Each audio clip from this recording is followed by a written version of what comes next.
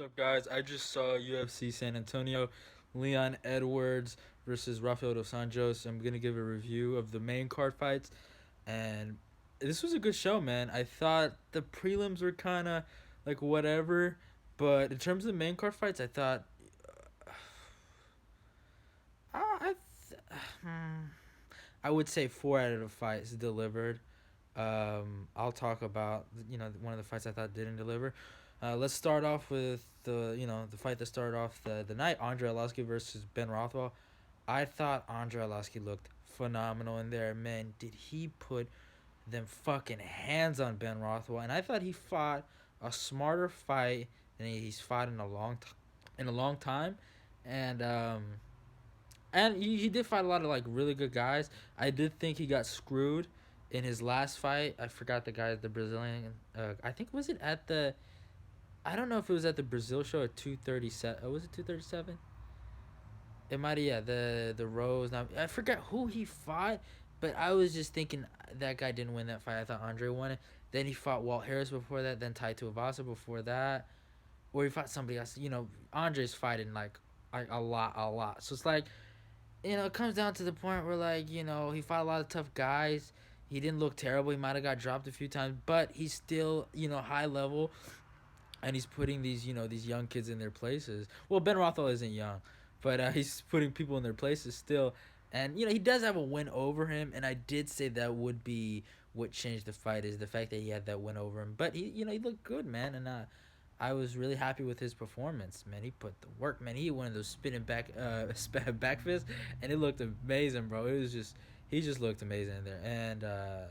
And after that, I was Alex Hernandez and Francis Trinaldo.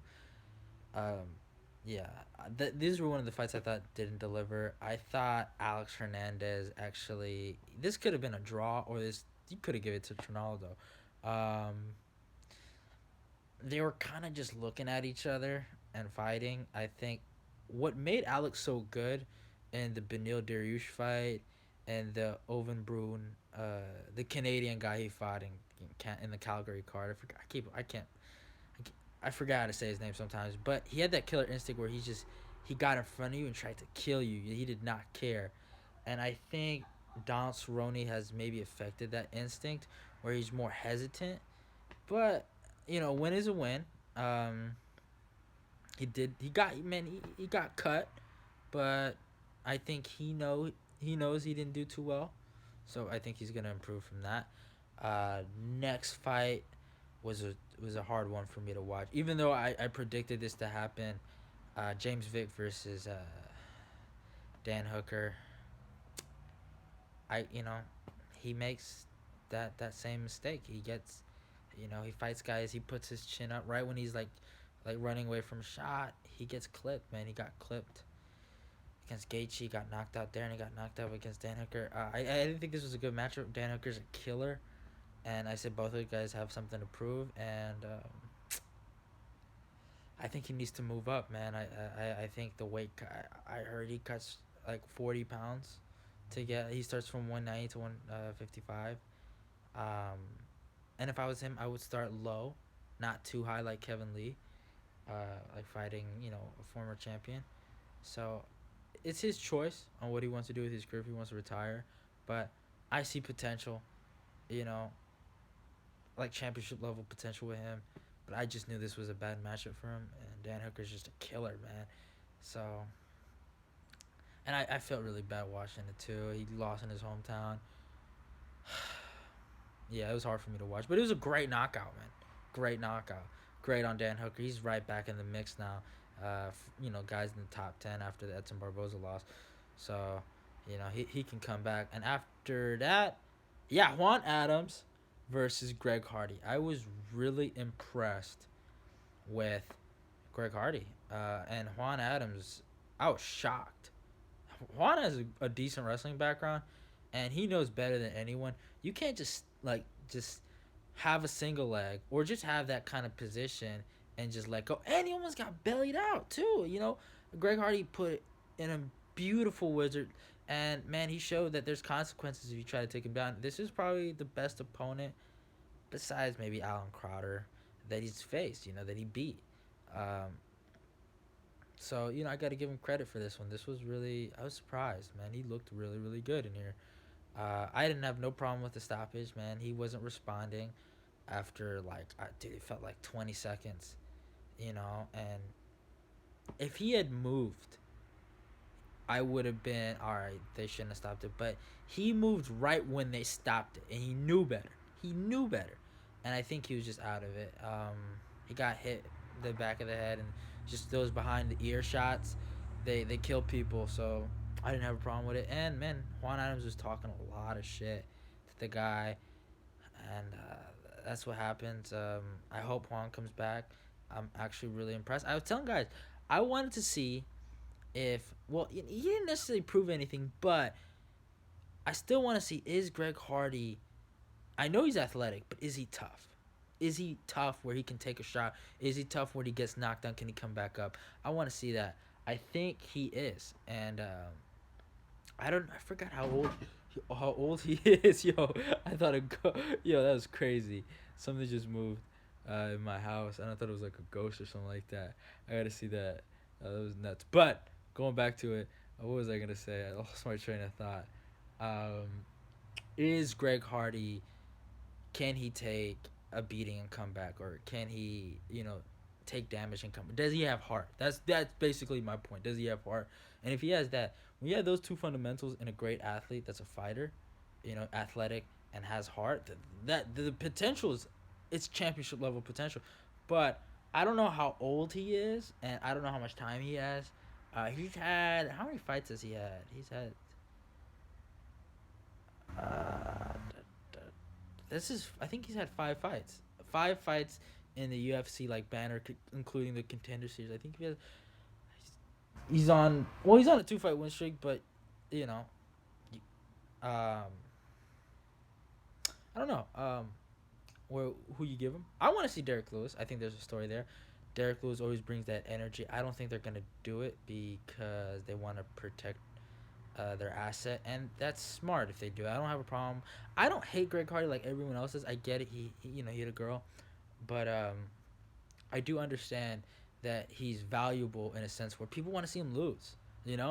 And I get it. You know, it's not the greatest thing.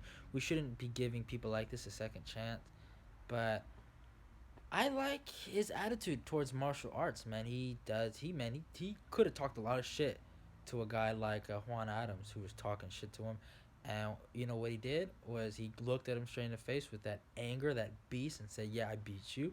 Then he went on the mic. He thanked Juan Adams for taking the fight, and he showed some sports conduct. How to act, and so he showed sportsmanship.